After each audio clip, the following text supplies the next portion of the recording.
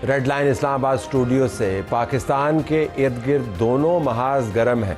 सफारती और खारजी अमूज का महाज भी गर्म है और आपको अंदाज़ा होगा कि दोहा का समिट कितना अहम है। वज़ीर-ए-आज़म पाकिस्तान दूसरे सरबराहान मुमलकतों के साथ इस समिट में शरीक हुए। एक बहुत बड़ा तारीख साज वाक़या है जब ये फ़ैसला तकरीबन हो चुका है कि इसराइल को हमने किस तरीके से लगाम डालनी है। ये महाज पाकिस्तान के इर्द गिर्द फैला हुआ है क्योंकि इसराइल सिर्फ मशरिक़ वस्ता के अंदर चैलेंज नहीं बन गया। इसराइल ने अफ़गानिस्तान और बज़रिया हिंदुस्तान पाकिस्तान के गिर्द जो घेरा तंग करने की साजिश है उसके अंदर भी हिस्सा डालना शुरू किया है। तो पाकिस्तान के लिए इसराइल एक बराह रास्त ख़तरा है। पिछले दिनों अक़वाम मुत्तहिदा के सिक्योरिटी काउंसिल के इजलास में पाकिस्तान के मुस्तकिल मंदूब आसिम इफ्तिखार ने इसराइल को मुँह तोड़ जवाब दिया। तो इस प्रोग्राम में हम उनसे बात करेंगे और जानना चाहेंगे कि वो जो लड़ाई हुई सफारती तौर पर उसका असर क्या हुआ। क्या अक़वाम मुत्तहिदा के अंदर अब ये बात वाज़ेह हो गई है कि मामला इसराइल और मशरिक़ वस्ता का नहीं है बल्कि पाकिस्तान भी अब इसका बड़ा हिस्सा है। दूसरा महाज नाज़रीन स्पोर्ट्स का है। अमूमन कहा जाता है कि जंगी महाज पर जो जज्बा आपको कारफरमा नज़र आता है वो स्पोर्ट्स के अंदर उससे दुगना जज्बा होता है, लेकिन दोनों में फ़र्क है। एक तरफ मारा मारी होती है और दूसरी तरफ हार जीत के फ़ैसले होते हैं। लेकिन हिंदुस्तान ने पाकिस्तान को हराने के बाद जो रवैया अख्तियार किया वो बदतरीन नुमाइंदगी है स्पोर्ट्स की सकाफ़त की। इसके अंदर वो तमाम इदारे जो पाकिस्तान की क्रिकेट टीम के साथ इंगेज थे और जो क्रिकेट चला रहे हैं दुनिया भर में उनका के ख़िलाफ़ एक मुकदमा बनता हुआ नज़र आता है, एक इंडाइटमेंट नज़र आती है। तो हम ये जानना चाहेंगे कि क्या अब पाकिस्तान को उन इदारों के रवैये के पेश नज़र जिन्होंने इस गेम को सुपरवाइज़ किया और तासुब का मुजाहरा किया और उस टीम के बुनियादी किरदारों के रवैये के पेश नज़र जो पाकिस्तान के ख़िलाफ़ खेली, अगले मैचेस इस ट्रॉफ़ी के खेलने चाहिए या नहीं, इसके ऊपर हमारे पास सवेरा पाशा मौजूद हैं, एंकर हैं, स्पोर्ट्स जर्नलिस्ट हैं, और हाफिज़ इमरान हैं, स्पोर्ट्स जर्नलिस्ट और नबी, दोनों का बहुत शुक्रिया। आसिम इफ्तिखार साहब से हम थोड़ी देर में बात करेंगे, लेकिन पहले क्रिकेट का मामला निपटा लें। स्टार्टिंग विद यू सवेरा, अगर मैं आपसे पूछ पाऊँ, ये जो हमने अब स्टैंड लिया है कि अगर मैच रेफरी को हमने तब्दील नहीं किया तो शायद अगले मैचेस हम ना खेलें, आपके ख्याल में ये काबिल अमल स्टैंस है? मैच रेफरी तब्दील हो जाएगा? अगर ना हुआ तो वाक़तन हम पुल आउट कर जाएंगे, मैच नहीं खेलेंगे, क्या होगा? नहीं, देखें, सबसे पहले तो सब होना चाहिए, ये स्टांस स्ट्रांग होना चाहिए। और वो कहते हैं ना, देर आयत दुरुस्त आयत, बट इनफ इज़ इनफ। एक लिमिट होती है हर चीज़ की। हमने पास्ट में भी देखा बहुत दफ़ा कुछ ना कुछ कभी ना कभी मसाइल होते गए, हमारी बायलैटरल्स बंद हो गई, हमने कहा ओके नो प्रॉब्लम, खेलते रहे उनके घर पे, बायलैटरल्स खेलते रहे। उसके बाद फिर इवेंचुअली हमने फुट डाउन किया न्यूट्रल वेन्यू के हिसाब से। बहुत अरसे तक हम अपनी शराफत दिखाते रहे, हम अपनी वैल्यूज़ दिखाते रहे, हम अपनी तरबियत दिखाते रहे कि हमें हमारी तरबियत इससे बेहतर हुई है कि हम खेल को पॉलिटिक्स के साथ मिक्स नहीं करेंगे। मगर जो कल हुआ वो आज तक क्रिकेटिंग हिस्ट्री में नहीं हुआ, और now is the time that we need to put our foot down. बात रही कि मैच रेफरी को हटाया जाए और मैच रेफरी चेंज किया जाए, बात तो साथ ये भी होनी चाहिए कि मैच रेफरी ने किसके कहने पे ये सब कुछ किया। ऐसा तो नहीं है कि किसी की आंखें बंद है। हम सिर्फ मैच रेफरी को क्यों स्केपगोट बना रहे हैं और हम क्यों नहीं बीसीसीआई की बात कर रहे हैं कि इसमें प्लेयर्स अकेले तो कुछ नहीं कर सकते। बीसीसीआई की इन्वॉल्वमेंट है या बीसीसीआई की तरफ से ग्रीन सिग्नल था तो ये सारी चीज़ें हुई। हम नहीं जाएंगे, हम ठीक है, हम गवर्नमेंट तक की बात ही नहीं कर रहे क्योंकि ये क्रिकेट का मैदान है, ये खेल का मैदान है। मगर जब क्रिकेटिंग बॉडी जो इंडिया की है, अगर उसकी इजाज़त से ये सारी चीज़ें हुई तो let's not just blame the match referee, let's bring in BCCI as well. Hafeez, आप हमें ये बताएं कि क्या वाक़तन अब ये इन वाक़यात के बाद क्रिकेट का मैदान रह गया है? तलत साहब, बात यह है कि बाल ठाकुरे क्या करते थे इंडिया के लिए। पाकिस्तान में लोगों को आज ये बताने की ज़रूरत है कि ये दो कौमी नज़रिए की बुनियाद पर बनाया मुल्क, इसमें हिंदुत्व आपको नज़र आती है। आप जब तक क्लियर नहीं होंगे अपने जहन में कि पाकिस्तान को क्या स्टैंस रखना चाहिए भारत के बारे में, लोगों को बताना चाहिए कि इस मुल्क की बुनियाद क्या है। इस मुल्क की बुनियाद ये है, पाकिस्तान को जिन्होंने आज तक तस्लीम नहीं किया, ये तो हमारी अपनी मेहनत है, हमने कुर्बानियाँ दी हैं कि हम आज दुनिया में नज़र आते हैं खेल के मैदान में भी। पाकिस्तान आज अगर इस जगह पर खड़ा है और उसको अगर दीवार से लगाने की कोशिश की जाती है, ये सूर्य कुमार यादव की क्या हैसियत है, बैसियत है कप्तान इंडियन क्रिकेट टीम, ये सारी की सारी कार्रवाई पीछे बीसीसीआई की भी कोई हैसियत नहीं है, कोई अहमियत नहीं है। ये नरेंद्र मोदी है। असल आप उस घर तक पहुंचे जो इस मुल्क के दर पे है, जो इस मुल्क है, जो इस मुल्क के अमन का, इस मुल्क के इस खित्ते के अमन का और पूरी दुनिया के अमन का, और जो खेल, जिसको ये जो खेल क्रिकेट है, जिसको शुरफा का खेल कहा जाता है, उसने जिस अंदाज में उसमें सियासत घुसाई है कल, ये पाकिस्तान को क्लियर हो जाना चाहिए इसके बाद में कि असल निशाना कौन है। अफवाज पाकिस्तान निशाना है, पाकिस्तान की रियासत निशाना है। अपनी नाकामियों को छुपाया जा रहा है। जाके राज्यसभा को सुने, उनकी लोकसभा के लोगों को सुने, जो कांग्रेस में लोग उनके बारे में बात कर रहे हैं। अपनी कौम को तो वो जवाब नहीं दे पाए हैं और आ गए हैं अपनी नाकामियों को छुपाने के लिए अब क्रिकेट के मैदान में। और हमें भी इस जो छतरी है ना उठा के, स्पोर्ट्समैन स्पिरिट, ये दो तरफा चीजें होती हैं, एक तरफा कभी भी नहीं होता। पाकिस्तान क्रिकेट बोर्ड को, हुकूमत पाकिस्तान को और पाकिस्तान के अवाम को, पाकिस्तान के मीडिया को इस मामले पे खड़ा होना चाहिए और हर जगह पर इनकी न सिर्फ मजम्मत की जानी चाहिए बल्कि इनकी हर जगह पर मुरम्मत की भी जरूरत है। और ये जब तक आप इनकी मुरम्मत नहीं करेंगे उस वक्त तक आप इनकी जुबान में इनको जवाब नहीं देंगे, आपके काम ठीक होने वाले नहीं है। ये क्रिकेट जब कौम की बात है, गैरत की, हमीयत की, वकार की, इज्जत की, पाकिस्तान के नाम की बात है, किसी क्रिकेट मैच की कोई अहमियत नहीं है। पाकिस्तान है तो सब है, पाकिस्तान चलेगा तो ये सारी चीजें चलेंगी। मैं आपके पास वापस आऊंगा। इसी जिस तरीके से आपने बयान किया, ये बयानिया जो है, आप खुद स्पोर्ट्स के जर्नलिस्ट हैं और आपके लिए खुद शायद हैरान कुन होगा कि आपको किस तरह इन मामलात के ऊपर रद्द-ए-अमल देने की ज़रूरत महसूस हो रही है, क्योंकि हालात इस किस्म के बना दिए गए हैं।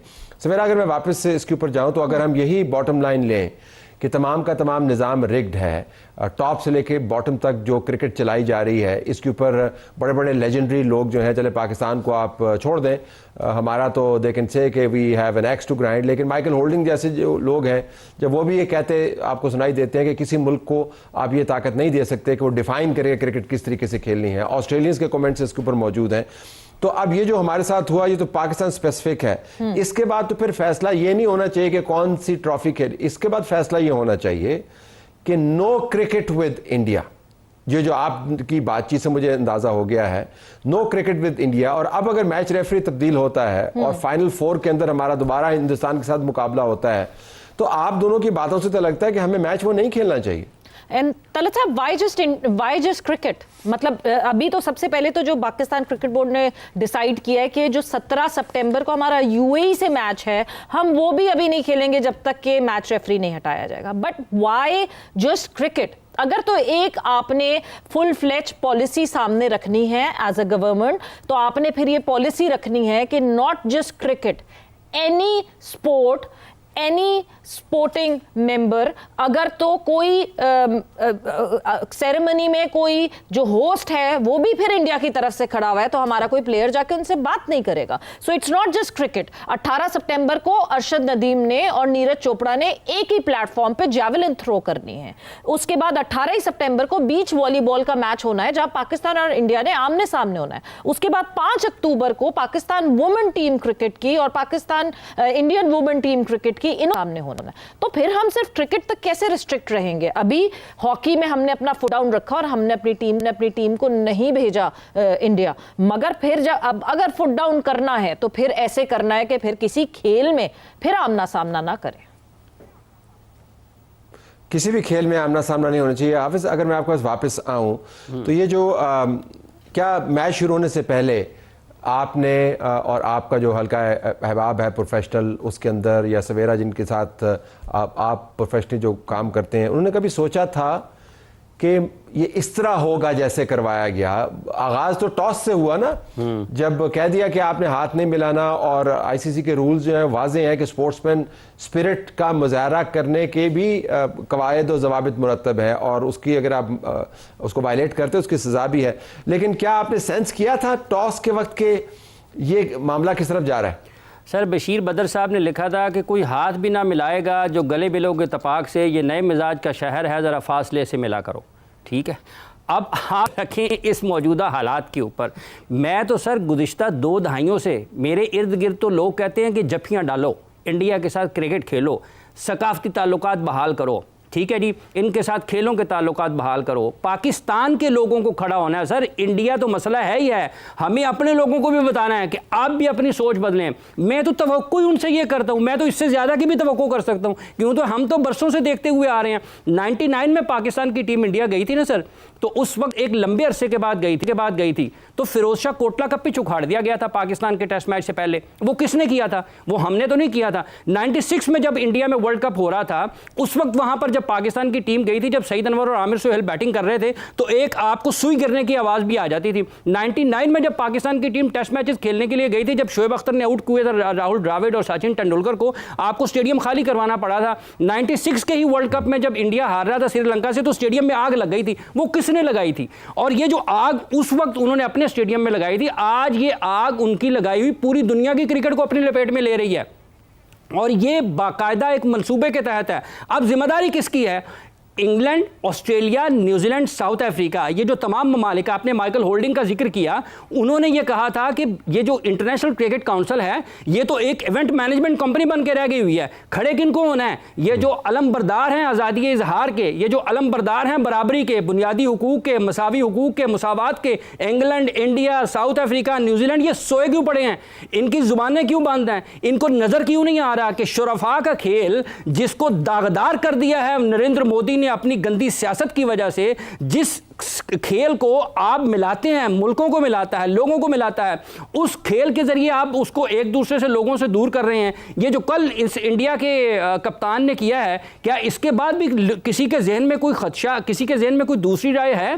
किसी के जहन में ये कोई मोहब्बत का, प्यार का कोई इनको नजर आता है? इसलिए तलत साहब, पाकिस्तान को अपनी जगह पर, पाकिस्तान के लोगों को, पाकिस्तान के मीडिया को ये ढोल बजाने बंद कर देने चाहिए। Indian cricket. अब इसके साथ हमें क्या करना है? हमने अपनी टीम को ठीक करना है, हमने पिटाई लगानी है। नकवी साहब आज तो बयान दे रहे हैं ना, ये कल जब ये हुआ है, पाकिस्तान टीम तो ये तवक्को नहीं कर रही थी। अगर ये तवक्को कर रही होती तो ये बढ़ के हाथ मिलाने के लिए ना जाते। ये तो रिएक्शन पे गए हैं। इनको प्रोएक्टिव रहना चाहिए था, इनको बात करनी चाहिए थी वहां पर जाकर। अगर वो बोला है सूर्य कुमार यादव, हाफिज आपने कहा कि हमने मार लगानी है, लेकिन जब हमने मैच ही नहीं खेलना तो मार लगाने का सवाल जो है ना, वो तो खैर खत्म ही हो जाता है ना। जब मैच ही नहीं खेलना, जब खेलना ही नहीं है, तो फिर तो वो तो मरम्मत जो है और जो वो तमाम मामलात है, वो सफारती होंगे, वो दिफाई होंगे, वो खारजा अमूर के होंगे, वो फिर स्पोर्ट्स के नहीं होंगे। जहां हाफिज ये कह रहे हैं कि प्रोएक्टिव होने की जरूरत है, हमें शिद्दत से प्रोएक्टिव होने की जरूरत ऐसे है कि क्योंकि ये सारी चीजें जो है वो टॉस से पहले मैच रेफरी ने कम्युनिकेट किया। जिस वक्त मैच रेफरी ने कम्युनिकेट किया, उस वक्त सिर्फ हमारे कप्तान सलमान अली आगा नहीं मौजूद थे, हमारे मैनेजर भी मौजूद थे साथ। सो जब ये चीजें कम्युनिकेट की गई कि हाथ नहीं मिलाना है टॉस के वक्त, दो के अगर मैं एसीसी के रूल्स देखती हूं तो हाथ मिलाना टॉस के वक्त is not a compulsion, it is a gesture of goodwill. मगर जो एंड में मिलाना है हाथ, that is a rule and that is also a gesture of goodwill. So जब आपको टॉस से पहले पता चल गया था कि समथिंग हैज स्टार्टेड कुकिंग, इतना इंतजार क्यों नहीं किया गया? टॉस पे ही जब जिस वक्त रवि शास्त्री ने सलमान अली आगा से बात की, उसी वक्त क्यों नहीं माइक सलमान अली आगा के सामने था? Why not was it mentioned there right there कि ठीक है जी, टॉस हम जीत गए हैं, टॉस जीत के हम पहले बैटिंग कर रहे हैं, मगर जिस तरह इस मैच की शुरुआत हो रही है वो अच्छी नहीं है, क्योंकि हमको बता दिया गया है कि हमने आपस में कैप्टन्स ने हाथ नहीं मिलाना है। क्यों नहीं हम अपना एहतजाज उस वक्त करते हैं जिस वक्त पानी सर से नहीं गुजरा होता है, मगर जब पानी सर से गुजर जाता है उस वक्त हम हाथ पांव मारना शुरू करते हैं। तलत साहब, ये पोस्ट मैच में, तलत साहब कथा कराने की माजरत चाहूंगा, ये पोस्ट मैच में पाकिस्तान टीम के मैनेजर, जो कि एक बड़े सीनियर ब्यूरोक्रेट हैं, उनको आना चाहिए था।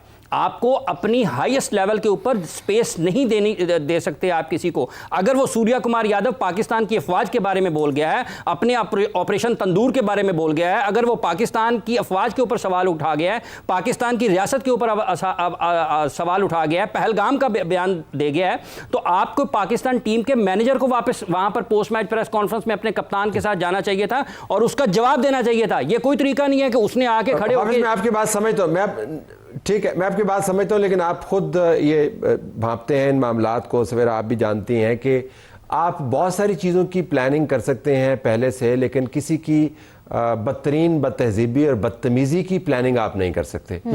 ये तमाम फैसले जो हैं वो आपको ऑन द हूफ करने पड़ते हैं और बाज़ औक़ात आपकी भूल चूक हो जाती है। लेकिन मैंने हमेशा से माना है कि आप सब ज़ल्ज़ले की भी तैयारी आप कर सकते हैं, लेकिन किसी अहमक शख्स की बदतमीज़ी और उसकी बदतहजीबी की आप तैयारी नहीं कर सकते। ज़रा मैं वापस आऊँ क्विकली, अगर मैं सवेरा आपसे पूछूं, फिर हाफिज़ आपसे, इस वक्त अगर वो जो बुनियाद हमने की, अब तो हमने मैच रेफरी के ऊपर फ़िलहाल अपनी बॉटम लाइन लगाई हुई है, तो अगर ये बॉटम लाइन नहीं मीट करता तो एक ऐसा टूर्नामेंट जो एक बड़े अहम मुल्क की सरजमीन पर हो रहा है, दुबई इज़ होस्टिंग इट, अगर हम वहाँ से पुल आउट करते हैं तो ये इसकी इम्प्लिकेशंस क्या होंगे? देखिए, अगर हम यहाँ से पुल आउट करते हैं, एक तो बहुत मेरा ख्याल से हमें पुल आउट इस तरह नहीं करना चाहिए, इसलिए because we would be the laughing stock. ACC के जो हेड हैं, जो एसीसी के सदर हैं, वो खुद मोहसिन नकवी साहब हैं। यानी हमारे पास जो हेड हैं वो भी पाकिस्तान के ही, जो पाकिस्तान के पीसीबी के चेयरमैन हैं वही एसीसी को हेड करते हैं। तो क्या एक हेड ऑफ एसीसी में इतनी या तो रूल्स उनको इजाज़त नहीं देती या इतनी करेज नहीं है कि वो हटवा सके कि नहीं ये match referee Asian cricket council के इस इवेंट का हिस्सा बनेगा। बट इन ऑल तलत साहब, अगर हम ज़रा थोड़ा सा डीप रूटेड जाके देखें, क्योंकि ये एमसीसी और आईसीसी को लेटर लिखा गया है पाकिस्तान क्रिकेट बोर्ड की तरफ से, तो maybe we all are waiting for Jay Shah, जो कि हेड है इस वक्त आईसीसी के, for him to intervene and say something. और उनके सामने भी दो रास्ते निकलते हैं कि या तो वो जो सारा कुछ, क्योंकि वो इंडिया से बिलोंग करते हैं, तो अगर तो जो सारा कुछ किया गया है वो अगर उस पर कोई आवाज़ उठाते और मैच रेफरी को निकालते हैं इस पूरे सिनेरियो से, तो फिर उनको बैकलैश मिलेगा उनके अपने मुल्क से। और अगर वो नहीं करते तो पूरी दुनिया देखेगी कि वो बायस है। हाफिज़, बिल्कुल आखिर में इम्प्लिकेशंस क्या होंगे? एक ऐसा शख्स जिसके नाम के शुरू में जे लगा हुआ है, उससे आप क्या तवक्को करेंगे कि क्या वो मुनसिफाना रोल प्ले करेगा? लेकिन अगर हमें अपने असूल के मुताबिक पुल आउट करना हो तो इसकी इम्प्लिकेशंस क्या है हमारे लिए, क्रिकेट के लिए? ये आपने जो पहले बात की थी उसका आपका जवाब भी है कि आप किसी बदतमीज़ या बदतहजीब शख्स के बारे में क्या तैयारी कर सकते हैं। और अगर आप किसी जय से मिल रहे हैं तो अगर आप ये तवक्को करेंगे उसने आपको हार पहनाने है तलब साहब, तो फिर तो इंसान जाने वाले को खुद उसका ख्याल रखना चाहिए। जहाँ तक ताल्लुक़ इस चीज़ का है कि पाकिस्तान को अब ये जो मैचेस हैं, एसीसी के प्रेसिडेंट का इंतज़ार किया जा रहा है कि वो क्या करते हैं इस सारी सूरत हाल में। पाकिस्तान और भारत के माबैन जो आने वाले क्रिकेट मुकाबले हैं एसीसी या आईसीसी के, वो तो हैं हाइब्रिड मॉडल के ऊपर। अब पाकिस्तान यूएई के साथ मैच खेलता है या नहीं खेलता है, पाकिस्तान उन मैचेस को खेले यूएई के ख़िलाफ़ और इंडिया के ख़िलाफ़ मैचेस खेलने के हवाले से पाकिस्तान को अपनी कोई वाज़ेह पॉलिसी रखनी चाहिए। ये रोज़ रोज़ का तमाशा इनके साथ ख़त्म होना चाहिए। अगर आपने ऐसे ही खेलना तो फिर खेलते चले जाएं और इनके साथ बराबरी के ऊपर बात होनी चाहिए। ये कोई लेना देना नहीं है। और ऑस्ट्रेलिया सिर्फ आईसीसी को लेटर नहीं लिखना चाहिए, तमाम जो रुकन ममालिक हैं आईसीसी के, एसीसी के, पाकिस्तान को, हुकूमत पाकिस्तान को अपना सफारतकारी का वाला चैनल भी इस्तेमाल करना चाहिए और इनको घर तक पहुंचा के आना चाहिए। ये तमाशा ख़त्म होना चाहिए। ये ताकत का तवाज़ुन अगर एक ही तरफ पलड़े में डाल के ये England, New Zealand, Australia, south Africa अगर ये समझेंगे कि ये आग उनके घर में नहीं लगेगी ना, तो लगेगी आग तो आएंगे कई घर जद में। यहाँ पे सिर्फ हमारा मकान थोड़ी है और चराग सबके जलेंगे, हवा किसी की नहीं है। इसलिए उनको जगाएं कि खड़े हो जाओ तुम, ये तुम्हारे ऊपर भी इन्होंने आगे आ जाके अटैक करना है। और अपने सफारती ताल्लुकात को इस्तेमाल करना चाहिए। पाकिस्तान क्रिकेट बोर्ड को रिएक्शन के ऊपर नहीं जाना चाहिए, पाकिस्तान क्रिकेट बोर्ड को प्रोएक्टिव होना चाहिए। और पाकिस्तान क्रिकेट टीम के मैनेजर को इतना पता होना चाहिए था कि मैंने पोस्ट मैच में पाकिस्तान का मुकदमा पेश करना है उस अंदाज में जब सूर्या कुमार यादव वहां पर अपने फौजियों के बारे में बात कर रहा है, तो हमारे फौजियों के बारे में, हमारे मुल्क के बारे में, हमारी कामयाबी के बारे में किसने बात करनी थी? वो मैनेजर पाकिस्तान क्रिकेट टीम और पाकिस्तान क्रिकेट टीम के कप्तान ने करनी थी। कोई चीज बड़ी नहीं है आपके मुल्क से, आपकी कौमी गैरत से, हमीयत से। Fair enough. ओके हाफिज, बहुत शुक्रिया सवेरा, आपका भी बहुत शुक्रिया। बुनियादी बात यही है नाजरीन के अगर कोई मुल्क और उसके नुमाइंदे बदतरीन किस्म के रवैये अपनाने पर तुले हुए हैं तो फिर आपको ख़ास हद से ज़्यादा उनको टॉलरेट नहीं करना चाहिए, सिर्फ इस वजह से कि किसी ने बहुत महंगी घड़ी बांधी हुई है इससे मुराद ये नहीं है कि उसका कैलिबर भी बड़ा ऊंचा है, कोई टीम जीत जाए तो इससे मुराद ये नहीं है, क्योंकि रवैया भी बड़े महज़ब हैं। एक मैच जीते हैं लेकिन जो रवैये उन्होंने अपनाए हैं उससे पता ये चलता है कि उन्होंने पाकिस्तान को हमेशा के लिए एक दायमी दुश्मन के तौर पर चुना हुआ है। अगर ऐसी ही बात है तो फिर ऐसे ही सही।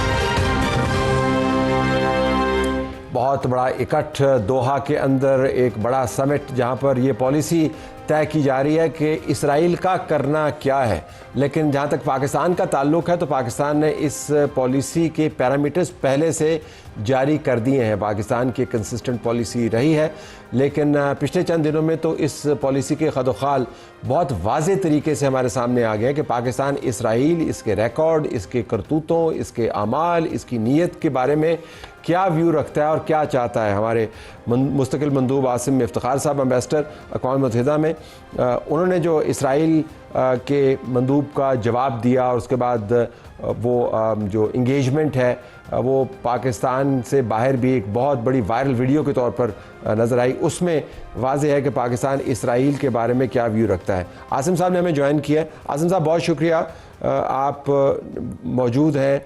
अब हालात जो हैं वो तेज़ी से तब्दील भी हो रहे हैं। मैं आपसे जानना चाहूँगा कि जो पाकिस्तान ने आपके ज़रिए, आपके मुँह से जो पॉलिसी का इजरा करवाया, वो पॉलिसी तो वाज़े है, लेकिन ये कितनी काबिल अमल तवक्को है कि बैनुल-अक़वामी कम्युनिटी, बिलखुसूस UN जैसे इदारे या सिक्योरिटी काउंसिल जैसे इदारे जो हैं, वो इसराइल से उनमें से चंद एक बातें भी मनवा पाएँ जिनका जिक्र आपने अपने बयान में किया, ये जानते हुए कि जो मजम्मती करारदाद है उसमें उसका नाम भी नहीं लिया गया। जी, बहुत बहुत शुक्रिया तलत साहब। पहले तो मैं ये कहना चाहूँगा कि हमारी जो पॉलिसी है इसमें वैसे तो कोई नई बात नहीं है। ये एक कंसिस्टेंट पॉलिसी पाकिस्तान की अप्रोच रही है साल साल से, और उसी को हम बारहा इंटरनेशनल कम्युनिटी के सामने पेश करते रहे। अभी क्योंकि हालात इतने ख़राब हैं गाज़ा में कि जो पब्लिक ओपिनियन है और also the will of the international community, it is now very evident and very clearly, it has turned against Israel. और उसकी मैनिफेस्टेशन आपको यहाँ UN में नज़र आती है। सिक्योरिटी काउंसिल में 14 मुल्क एक तरफ हैं, आपको पता ही है, एक मुल्क अभी तक उनको बचाए रखे हुए है।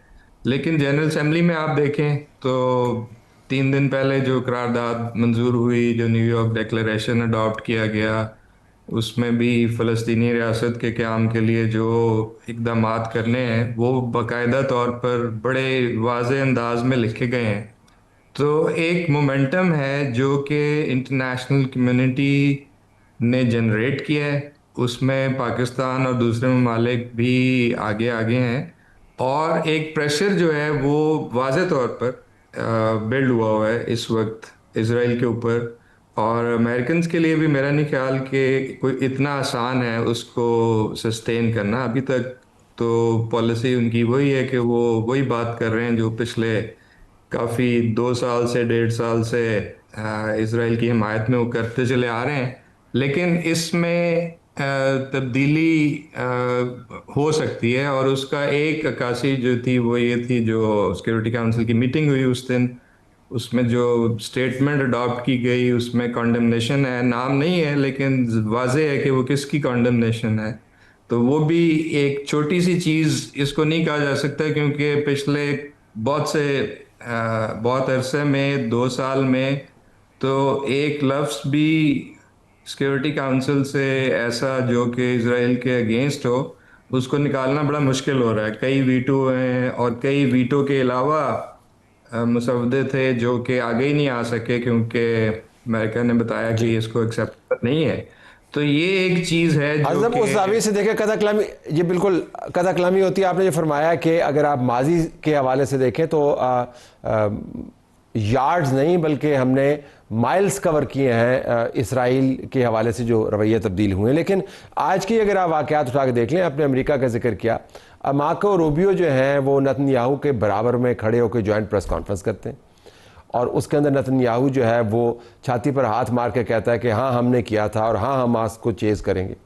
और मार्को रूबियो वहाँ से खड़े होकर इसराइल के प्राइम मिनिस्टर के बराबर में खड़े होते हुए वो दुनिया को बता भी रहा है कि कैसे आपने दोबारा से रीनिगोशिएट करना है ये मामला और हमास को कैदी जो है वो रिलीज़ करने हैं। और इधर से हम दोहा के अंदर बैठ के एक समिट भी देख रहे हैं।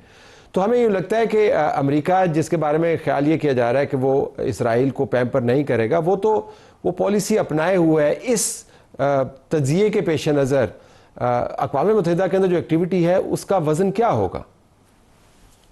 जी, आप बिल्कुल सही कह रहे हैं। पॉलिसी तो उनकी वही है जो नज़र आ रही है, और बड़े वाज़ेह तौर पे सेक्रेटरी ऑफ स्टेट ने इवन ये इस विजिट से पहले, जाने से पहले भी जो प्रेशर था उसमें भी बड़ी क्लियर था कि वो उनके साथ ही खड़े हैं। लेकिन प्रेशर बहुत है और उसको सस्टेन करना इतना आसान नहीं होता। और ये जो इजराइल का जो एक एटीट्यूड है कि सिक्योरिटी काउंसिल की जो भी मीटिंग होती है, पिछले 8 महीने से तो हम भी सिक्योरिटी काउंसिल में बैठे हैं, उससे पहले भी यही था, बल्कि कई सालों से यही है कि मीटिंग हो रही है कि इजराइल ने क्या वायलेशन की है और वो आके अपने दूसरे लोगों को क्रिटिसाइज कर रहे हैं जैसे कि वो जज हैं और सिक्योरिटी काउंसिल को जज कर रहे हैं।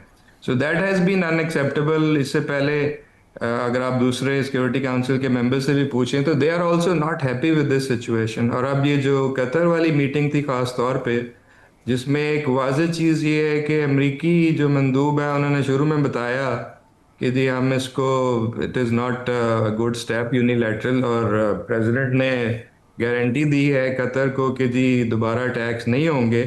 और उसी मीटिंग में बैठ के इसराइल के एम्बेसडर 2-3 दफ़ा ये कह रहे हैं कि जी हम तो करेंगे और दोबारा करेंगे। So these things are, you know, it's totally out of place, or it has to be called out. So for that reason also, and for other reasons, I mean, we had to speak, and we had to remind कि जी जो meeting थी उसका मकसद ये था कि आप आएँ और अपनी तशवीश का इजहार करें कि जो इन्होंने किया है और जिसको कंडेम भी किया गया है। ना सिर्फ ये कि जी बजाय इसके ये कि जी आप आएँ और उनकी जो भी बयान है उसको सुने और वो कहें, आपको बताएं कि जी हम तो नहीं मानते और हम तो इंटरनेशनल लॉ की पासदारी भी नहीं करेंगे, और जो आप मर्जी 14-15 मुल्क जो मर्जी कहते रहे हम वही करेंगे जो हमने करना है। So I think that is an irresponsible attitude, और इसको कोई पसंद नहीं कर रहा। अभी जो सी चेंज है वो ये है कि 140-45 ममालिक तो ऑलरेडी इसराइल को, फ़लस्तीन को रिकग्नाइज करते हैं।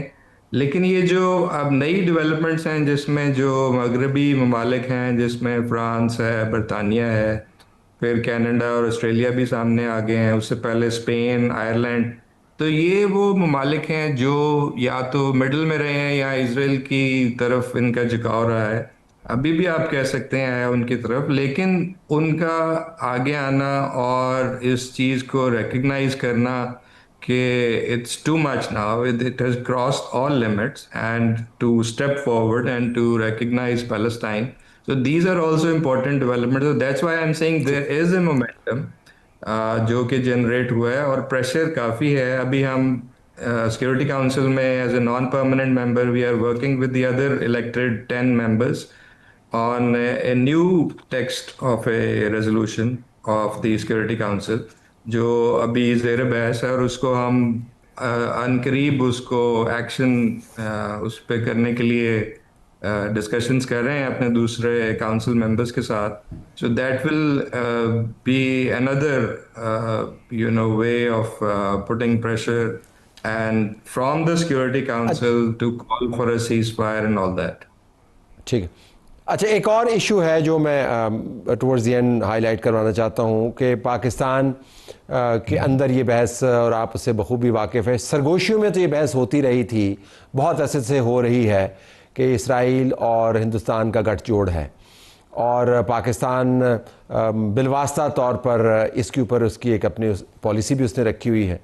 लेकिन अब ये सब कुछ जो है it is out in the open. वो जो इंगेजमेंट थी, कहने को तो चंद मिनटों की इंगेजमेंट थी, एक सेशन की इंगेजमेंट थी आपकी जो इसराइल के मंदूब के साथ हुई, लेकिन उसने बहुत सारी चीज़ें जो है ना वो सामने रख दी हैं।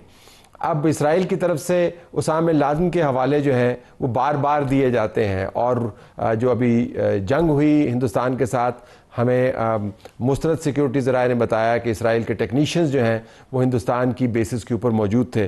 तो अब वो वाज़ेह अंदाज से पाकिस्तान पर फोकस्ड भी हैं, पाकिस्तान मुखालिफ पॉलिसी भी है। तो मैं आपसे जानना चाहूँगा कि ये जो is it a new aspect of this issue, क्या अब हम वाक़तन इसराइल और हम आमने सामने खड़े हैं?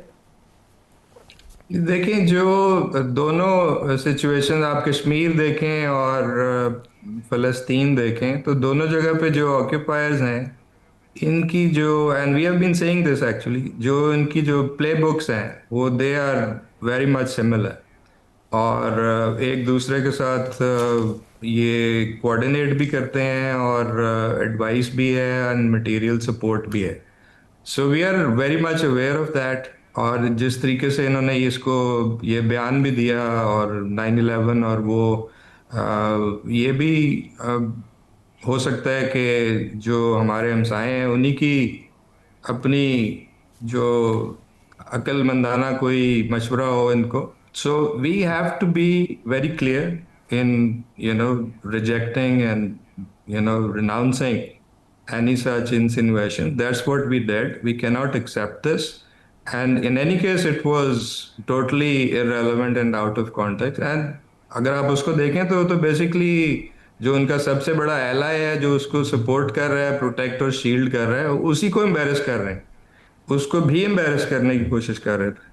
सो उन्होंने तो कोई जवाब नहीं दिया, और मेरा तो ख्याल है अमेरिका को खुद जवाब देना चाहिए था सिक्योरिटी काउंसिल मीटिंग में बैठ के, कि हम अभी आपको बता रहे हैं कि जी प्रेसिडेंट गारंटी दे रहा है कि जी कोई अब मजीद अटैक नहीं होगा, और आप यहाँ पे बैठ के 2 दफ़ा 3 दफ़ा ये बता रहे हैं कि हम तो दोबारा करेंगे।